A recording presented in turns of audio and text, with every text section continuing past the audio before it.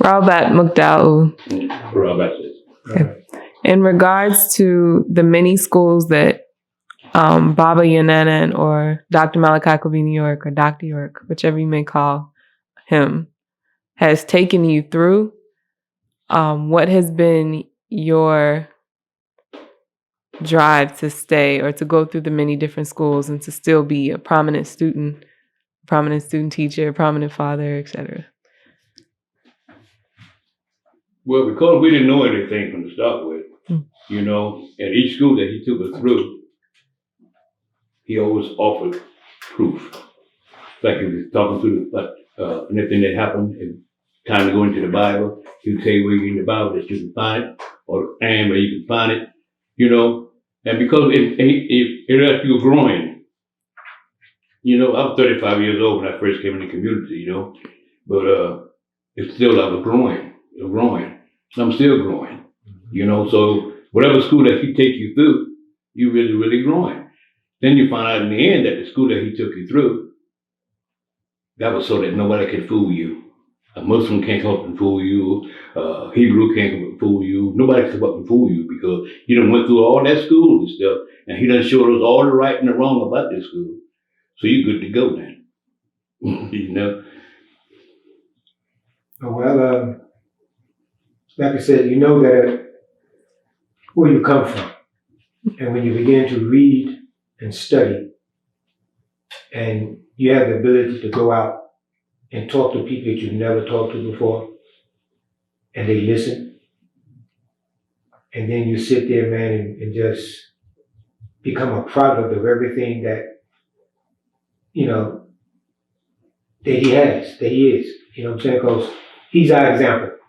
And he would do things to really make you think sometimes. Like one time in Islamic school, during Ramadan.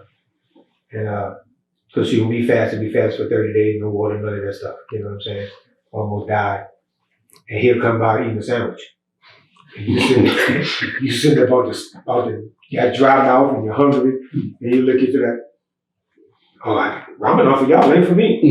You sit back, you're like, wow. But you realize we were growing into something, you know. And the first thing you have to do when you come to this doctrine, you have to know what you're coming for. If you're coming for the doctrine, you'll never leave it. If you're coming to hide, if you're coming to start something, you'll leave it. First of all, you have to recognize who he is. And that's the problem with our people.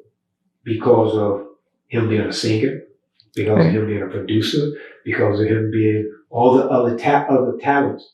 And the people that's mad at you, they leave don't have any talent. So they're mad. You know, Dr. York, that's Imam Isa, you know, and they hate him so bad, but yet they didn't know who he was. The Sunni used to talk about him so bad. Went to a Sunni mosque one time, and they said, yeah, man, that Dr. York, and that Dr. York this, Dr. York, no, Imam Isa this, Imam Isa that. And he's standing there, and he's standing there. After the guy finishes, I'm Imam Isa. They had nothing to say. They clammed up because they were punks.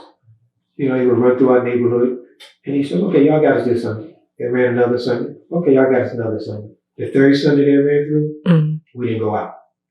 So they got halfway, I say about to, what's that street? Where the Jordan's house was. What's that street? Where we were going to build a school.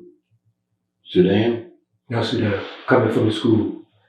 Well, anyway, that street right there.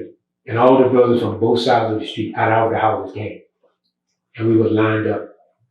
The old man comes over with AK-47. And we were like, they were chanting hard. And when they got there, that chant went from here. And he called over, he said, the next time y'all come through our neighborhood, you won't come out. They never ran back through the neighborhood. That's the way it was. Because he was there with us. He fought with us. He cried with us. He did everything with us. You know what I'm saying? And he's a prankster. He's a big prankster. I got initiated when I moved in at a birthday party. They had a birthday party. I didn't know. I'm just new. I'm having to stand beside him. There's this big cake here. You know what I'm saying? So he said, you had enough? I said, yeah, everybody had enough. He takes the cake. He said, everybody had enough cake now. Everybody through, yes. He takes the cake, sliced up thing, the kids will hit him. I mean, you know, you're gonna eat the cake. He slaps me in the face with the cake. And I'm like, oh my goodness. So I take Wow. the glasses off. He slaps me in the face with another piece of cake. Wow. What's happening here? So that means there's a cake fight getting ready to happen. Mm-hmm. And man, it goes on. And I learned my lesson. When there was a birthday party, I do not stand there, old man, where the cake is, because he's gonna get you. He starts it off, he ends it. You know, so you know, it's the fun of it. We had more fun than we did anything else. It was no. To me, it wasn't a hardship in anything else, because I was in the military, so I thought I was in the military again. Okay. You know what I'm saying? And you go in here, the first day we got there, man, I'll kill you. You know, like, what are you saying? Niggas in the street. You know what I'm saying? But, and like he said, we're sick. Mm-hmm.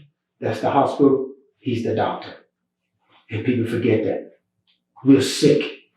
Literally, we're sick people. Mentally, physically, and spiritually. He's the only one that can cure us. Nobody else can cure us. He's the only one. That's why we're here.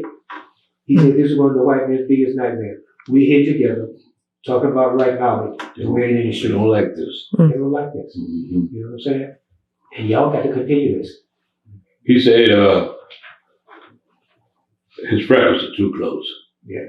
That's why people don't want to listen to him, you know? It's The melanin. Yeah. what's that? Yeah, he said it was too close. I know when we first got just a man threw a party that lasts 30 days. You never last a party 30 days. 30 days, boating, fishing, softball, you name it. That's what we were doing up there. 30 days. Beautiful time, beautiful time. I tell you, we were doing the time when Billie Jean, that's my girl. Yeah. That was doing. Michael Jackson. Yeah. Beautiful time, beautiful time. And we'll have a beautiful time again. I mean, whether I live to see it or not, but y'all will. You know, now I ain't ready to go yet now. I want my 120. I want my 120. I don't know about y'all. You know, because I enjoy telling people what's going on with us, you know, because that's our job. Okay. Towel hat. Now, as far as you all paving the way, which on behalf of the youth today, we would like to thank you. Do you feel like now's the time for us to take it easy, or do you feel like there's much more to be done, but in a different fashion? Yeah, well, the young people got a way they do things, you know, like computers and all that stuff. You know, I taught myself how to do a computer. One thing